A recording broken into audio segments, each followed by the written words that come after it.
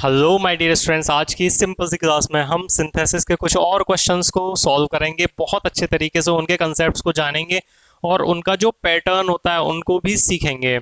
और जो student synthesis से बहुत ज़्यादा डरते हैं वो भी इस वीडियो के बाद में इस सिंथेसिस वाले टॉपिक के जो क्वेश्चंस हैं उनको बहुत आसानी से सॉल्व कर पाएंगे। और सिंथेसिस को सीखने के लिए ज़्यादा डीप में रूल्स को पढ़ने की जरूरत नहीं है, बस आप ना पैटर्न को बहुत अच्छे तरीके से जानो कि किस तरीके से सेंटेंस को दे रखा है। बस उस तरीके के सेंटेंसेस को सॉल्व करने का तरीका जान लो, ढूंढ लो, सीख लो, पढ़ लो। फिर सिंथेसिस आपके लिए डर बिल्कुल भी नहीं रहेगा। और सिंथेसिस का मतलब क्या होता है? सिंथेसिस का मतलब होता है टू कंबाइन। कंबाइन का मतलब होता है जोड़ना। अब जोड़ना तीन तरीके के सेंटेंस को जोड़ा जाता है। कैसे जोड़ा जाता है? सिंपल सेंटेंस बनाने के लिए, कॉम्प्लेक्स बनाने के लिए और कंपाउंड बनाने के लिए। तो जो सिंपल सेंटेंस होते हैं उनमें क्या किया जाता है कि दो सेंटेंसेस को जोड़ दो और जोड़ के एक सिंपल सेंटेंस बना दो। और सिंपल सेंटेंस की पहचान ये होती है कि उनमें एक फाइनाइट वर्ब होती है। ठीक है, ज्यादा रूल्स की तरफ नहीं जाएंगे, बस हल्का हल्का बता देता हूं मैं आपको। और जो कॉम्प्लेक्स सेंटेंस होते हैं उनमें क्लॉज होती हैं। क्लॉज कौन कौन सी होती हैं? एक प्रिंसिपल क्लॉज होती है और एक सबऑर्डिनेट क्लॉज होती है। और प्रिंसिपल और सबऑर्डिनेट क्लॉज को जोड़ने के लिए कंजंक्शन का यूज किया जाता है। ठीक है, हाँ जी, इनको थोड़ा सा समझ लेंगे जिससे कि हमें कोई दिक्कत तब भी ना हो।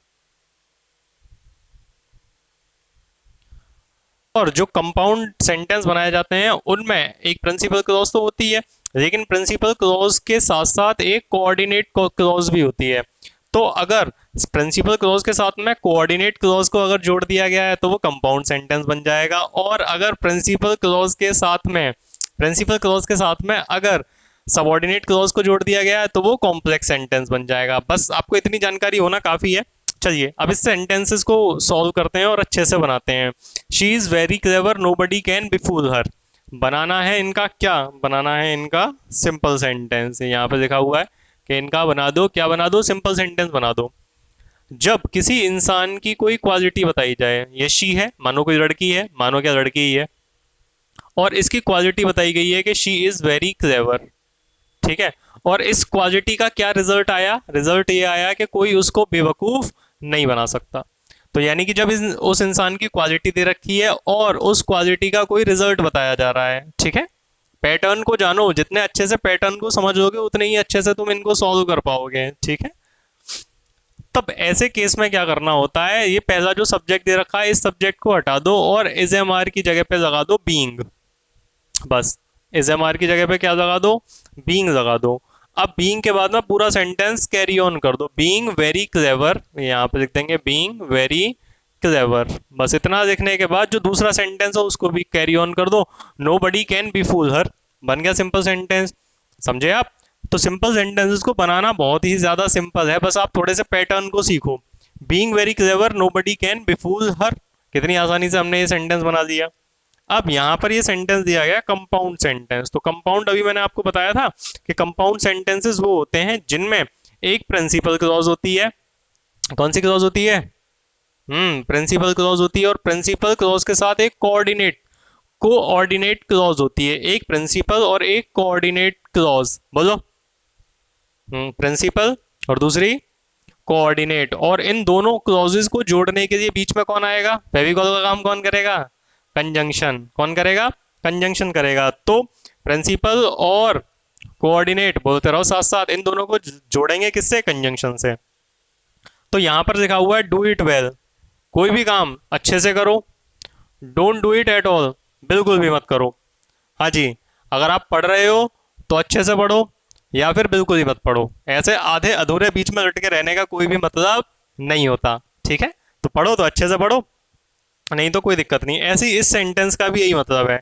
डू इट वेल, कोई काम कर रहे हो तो या तो अच्छे से करो, नहीं तो उस काम को बिल्कुल करो ही मत। तो इस तरीके के सेंस में जो सेंटेंस बनाया जाएगा उसमें कंजंक्शन क्या लगेगा? उसमें आप सिंपल सिंपल लगा दो बीच में बस और। क्या लगा दो? और। डू इट वेल और फुल स्टॉप को हटा देंगे क्योंकि दोनों को एक ही सेंटेंस बना दिया। डू इट वेल और don't do it at all, या तो अच्छे से करो या फिर बिल्कुल ही मत करो। अब आप एक चीज और समझो यहाँ पर कि ये जो होता है एंड, इस एंड की हिंदी होती है और। ये जो एंड होता है इस एंड की हिंदी क्या होती है? हाँ जी, इस एंड की हिंदी होती है और। लेकिन ये जो हिंदी में, सॉरी अंग्रेजी में ये जो और होता है इसकी हिंदी क्या होती है? इसकी हिंदी होती है या। इसकी हिंदी होती है या। ठीक है। तो एंड की हिंदी होती है और, समझ आप जानते होंगे इसको, तो एंड की हिंदी और होती है, लेकिन इस और की हिंदी होती है या। तो वही है डू इट वेल, या तो अच्छे से करो या इस काम को बिल्कुल करो ही मत। इतनी आसानी से ये कंपाउंड बन गया इसका। Next next is Tagore was a great poet he wrote Gitanjali. इसका भी क्या बनाना है, इसका भी सिंपल सेंटेंस बनाना है। यहाँ पर लिखा हुआ है टैगोर, ठीक है। अभी जो फर्स्ट सेंटेंस हमने बनाया था कुछ कुछ ये उसी की तरह है। अब इस टैगोर, सॉरी टैगोर जानते होंगे रविंद्रनाथ टैगोर, ठीक है। तो इन्होंने क्या किया था, ये एक ग्रेट पोइट थे और इन्होंने लिखा था, किसको क्या लिखा था, गीतांजलि। इन्होंने गीतांजलि लिखी थी, किताब है गीतांजलि, वो लिखी थी इन्होंने। तो जब किसी इंसान के बारे में बताया जाए, उसकी कोई क्वालिटी बताई जाए और फिर बताया जाए कि उसने क्या काम किया है, ठीक है। तो अब आप यहाँ पे एक चीज समझो कि ये जो टैगोर हैं और ग्रेट पोइट हैं, ये दोनों एक ही तो इंसान है। जो टैगोर हैं वही ग्रेट पोइट है और जो ग्रेट पोइट है वही कौन है, वही टैगोर हैं। दोनों एक ही इंसान तो हैं। तो ऐसे केस में क्या किया जाता है, नॉमिनेटिव एब्सोल्यूट का यूज किया जाता है, ज्यादा वर्ड्स के झंझट में नहीं जाएंगे। तो टैगोर, और यहाँ टैगोर के बाद जो वॉज लिखा हुआ है इस वॉज को हटा देंगे और यहाँ लगा देंगे एक हल्का सा comma, Tagore a great poet. अब ये जो टैगोर और ग्रेट पोइट है इन्हीं के लिए किसका यूज किया जा रहा है, ही का यूज किया जा रहा है। तो सेंटेंस में से हटा देंगे ही, ठीक है। तो ये हो गया Tagore a great poet wrote Gitanjali, simple. Tagore एक महान कवि जिन्होंने क्या लिखी, गीतांजलि किताब को लिखा, सिंपल। ये भी कितना आसान सा था इसको बनाना, ठीक है। He is very slow he can not win the race. जब भी आपके पहले सेंटेंस में वेरी आ जाए, वेरी या फिर यहाँ पे सो भी हो सकता है, ठीक है। ही इज सो स्लो या फिर ही इज वेरी स्लो। और दूसरे हिस्से में आना चाहिए कैन नॉट, क्या आना चाहिए, कैन नॉट। तो अगर इस तरीके के सेंटेंस का सिंपल बनवाया जाए तो आपको कुछ नहीं करना, इस वेरी को हटा दो, वेरी की जगह पे आप क्या लगा दो, टू लगा दो। ही इज टू स्लो, और नॉट से पहले तक और ये सब्जेक्ट तक जो कुछ भी लिखा हुआ है इस सबको हटा दो और इसकी जगह पे क्या लगा दो, टू लगा दो। तो ये हो गया he is too slow to win the race. कितना आसान है इसको भी बनाना। तो ये सिंपल सेंटेंस भी देखो कितनी आसानी से बन गया, he is too slow to in the race. और अगर इसी तरीके के सेंटेंस का कॉम्प्लेक्स बनवाया जाता, कौन सा बनवाया जाता, कॉम्प्लेक्स अगर बनवाया जाता, तो इसका कॉम्प्लेक्स बनता इस वेरी की जगह पे लगा देते सो, तो हो जाता ही इज सो स्लो और बीच में लगा देते that, he can not win the race, he is so slow that he can not win the race. तो ये हो गया कॉम्प्लेक्स और सिंपल आपके सामने है, he is too slow to win the race, simple, ठीक है। आगे आने वाले वीडियोस में, लेक्चर्स में हम एक ही सेंटेंस को, एक ही सेंटेंस होगा उसी को सिंपल बना देंगे, उसी को कॉम्प्लेक्स बना देंगे, उसी को कंपाउंड बना देंगे। लेकिन पहले आप थोड़ा थोड़ा बेसिक जान लो। हाँ जी, this is a book I bought it, यानी कि ये एक किताब है, मैंने इस किताब को खरीदा। बनाना है कॉम्प्लेक्स सेंटेंस। तो जब भी आपके पहले सेंटेंस का कोई सब्जेक्ट या ऑब्जेक्ट, पहले सेंटेंस का सब्जेक्ट या ऑब्जेक्ट दूसरे सेंटेंस का सब्जेक्ट या ऑब्जेक्ट हो, जैसे कि दिस इज अ बुक यानी कि ये एक किताब है, आई बॉट इट, तो ये जो इट है ये किसके लिए यूज किया जा रहा है, बुक के लिए यूज किया जा रहा है। और ये जो इट है ये कैसा है, नॉन लिविंग है। तो सबसे पहले इस इट को हटाओ, ठीक है। और इस इट को हटाने के बाद, और ये जो इट था ये किसके लिए आ रहा है, बुक के लिए आ रहा है, किताब के लिए आ रहा है। तो इस किताब के पास यहां पर आप लिख दो क्या, which, this is a book which I bought, simple. बन गया कितनी आसानी से इसका complex sentence, this is a book which I bought, so easy, ठीक है। अब अगर इस तरीके का एक और सेंटेंस हो, this is a pen I bought it, this is a pen I bought it, ये आप बनाकर दिखाओगे किस तरीके से बन जाएगा। Next, the train was very late we could not reach there in time, इसका बनाना है कॉम्प्लेक्स सेंटेंस। अभी बिल्कुल इसी की तरह बन जाएगा जैसे मैंने अभी इस वाले सेंटेंस का कॉम्प्लेक्स बनाया था ना, इसी तरीके से इसका कॉम्प्लेक्स बनेगा, ठीक है। सेंटेंस में आ जाएगा वेरी, ठीक है, और दूसरे हिस्से में आ जाएगा या तो कैन नॉट या फिर आ जाएगा कुड नॉट, ये बात याद रखनी है। तो सबसे पहले इस वेरी को हटाओ और वेरी की जगह पे क्या लगा दो, सो लगा दो। The train was so late, और बीच में जो फुल स्टॉप दे रखा है इसको हटाओ और इसकी जगह पे क्या लगा दो, इसकी जगह पे लगा दो that, the train was so late that we could not reach there in time. कितनी आसानी से बन गया ये सेंटेंस, ठीक है ना। आप थोड़ी सी मेहनत करो, थोड़े से पैटर्न को जान लो, बहुत अच्छे तरीके से आप इनको सीख पाओगे। चलिए बढ़ते हैं नेक्स्ट क्वेश्चन की तरफ। नेक्स्ट क्वेश्चन है the thief was caught, the police return to the police station. बनाना है क्या? बनाना है सिंपल सेंटेंस। और इसमें दो सेंटेंस दे रखे हैं और दोनों सेंटेंसेस में जो सब्जेक्ट हैं वो डिफरेंट हैं। सिंपल सेंटेंस बनाना है और दोनों में जो सब्जेक्ट दे रखे हैं वो दोनों डिफरेंट सब्जेक्ट दे रखे हैं। द थीफ पहला सब्जेक्ट, दूसरा द पुलिस। और एक चीज जो और जानने की है, जानने वाली बात इज दैट कि ये जो वॉज कॉट लिखा हुआ है, वॉज फॉर्म होता है किसकी? बी की। और कॉट कौन सी फॉर्म है? Third form. तो जब भी आपको बी और वर्ब थर्ड दिख जाए तो आप आंखें खुली हो या हो बंद, तुरंत समझ जाना है कि वो क्या होगा। वो होगा पैसिव वॉइस। क्या होगा वो होगा, हाँ जी, पैसिव वॉइस होगा। ठीक है। तो अगर इस तरीके के पहले सेंटेंस में पैसिव दे रखा है, सब्जेक्ट भी डिफरेंट दे रखे हैं, तो आपको क्या करना है, सबसे पहले पहला सब्जेक्ट लिख देना है। यहां पर हो जाएगा द थीफ। ठीक है। अब ये जो यहाँ पर पैसिव का स्ट्रक्चर दे रखा है, पैसिव का अगर सिंपल बनाना है तो आपको लगाना पड़ेगा हैविंग। क्या लगाना पड़ेगा आपको? हैविंग लगाना पड़ेगा। The thief having been. ठीक है, इसका भी पैसिव बनाना पड़ेगा, बीन, और बीन के बाद में फिर third form the thief having been caught. अब इतना लिखने के बाद जो दूसरा सेंटेंस है उसको सेम कैरी ऑन कर दो। The police return to the police station. Simple. The thief, यहां से इसका आंसर द थीफ इसको लिख देंगे, फिर इसके बाद में वॉज कॉट इसकी जगह पर लगा देंगे हैविंग बीन कॉट। यानी कि ये वॉज कॉट तो कॉट रहा, बस इस वॉज को हटा के यहाँ पे क्या कर दिया, हैविंग बीन कर दिया, क्योंकि ये पैसिव फॉर्म में था तो यहाँ पर भी ये पैसिव फॉर्म में लगा दिया। The thief having been caught, फिर सेम सेंटेंस कैरी ऑन कर देंगे। The police return to the police station. बन गया simple sentence. You have put the ornaments somewhere. Okay, please show me the place. अब इसका बनाना है क्या? इसका बनाना है कॉम्प्लेक्स सेंटेंस। तो अगर इस तरीके से किसी जगह के बारे में बात की जाए, किसी जगह या प्लेस के बारे में बात की जाए, ठीक है, और दूसरा सेंटेंस इंपेरेटिव टाइप का है, please show me the place, तो इसको बनाना बहुत ही ज्यादा आसान है। पहले आप स्टार्टिंग करो प्लीज वाले से, please show me the place. ठीक है, पहले आप लिख लोगे please show me the place, और फिर इसको हटाओ, बीच में प्लेस बताने के लिए किसका यूज किया जाता है? वेयर का यूज किया जाता है। तो ये हो जाएगा please show me the place where you have put the ornaments. Simple. Please show me the place where you have put the ornaments. कितनी आसानी से ये भी बन जाएगा कॉम्प्लेक्स सेंटेंस। ठीक है। नेक्स्ट हो जाएगा the agreement was signed all were satisfied. बिल्कुल इसी तरीके से जैसे ये वाला लिखा हुआ है वाज वर्ब थर्ड, सेम इसी तरीके से ये है वाज वर्ब थर्ड। तो इसमें क्या करेंगे, पहले सब्जेक्ट को लिख देंगे, फिर वाज वर्ब थर्ड की जगह पे क्या लगा देंगे, वाज वर्ब थर्ड की जगह पे क्या लगाएंगे, ये और फिर इसके बाद आ जाएगी थर्ड फॉर्म। ठीक है। तो यहाँ पे पहला सब्जेक्ट, फिर वॉज की जगह पे वर्ब थर्ड, फिर आगे सेंटेंस हो जाएगा कैरी ऑन। कितना आसान है। खुद अपने जानकार बनो, खुद अपने आप नॉलेज लेके आओ, हमेशा किसी और पर डिपेंडेंट मत रहा करो। ठीक है, खुद नॉलेज रखो अपने पास। तो द एग्रीमेंट पहले आप बनाओ 1 मिनट के लिए, वैसे बना दिया होगा आपने, मैं बता देता हूं आपको। इसको लिखेंगे, मैं नहीं लिखूंगा, इसको आप अपने आप चेक करना कि आपने सही बनाया है या नहीं। तो ये हो जाएगा the agreement having been signed all were satisfied. बन गया। अब देख लो आप भी सीखने लग गए। Rita found the pen was lost, ये नेक्स्ट सेंटेंस है। अब इसमें क्या समझना है आपको, इसमें ये समझना है कि पहले सेंटेंस का ऑब्जेक्ट बना हुआ है दूसरे सेंटेंस का सब्जेक्ट। क्या बना हुआ है? दूसरे सेंटेंस का सब्जेक्ट बना हुआ है। तो पहले सेंटेंस का ऑब्जेक्ट दूसरे सेंटेंस का सब्जेक्ट बन गया।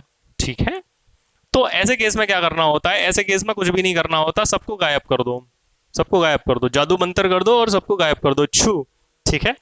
बस ये जो लॉस्ट लिखा हुआ है, इस लॉस्ट को इस पेन से पहले लिख दो। Rita found the lost pen बन गया।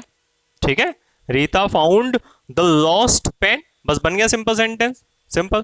और अगर इस तरीके के सेंटेंस का कॉम्प्लेक्स बनाना हो तो ये जो नॉन लिविंग सब्जेक्ट है, तो नॉन लिविंग सब्जेक्ट होता है, उसकी जगह पे लगाते हैं हम विच। तो ये अगर इसका कॉम्प्लेक्स बनाना होता तो ये बन जाता Rita found the pen which was lost.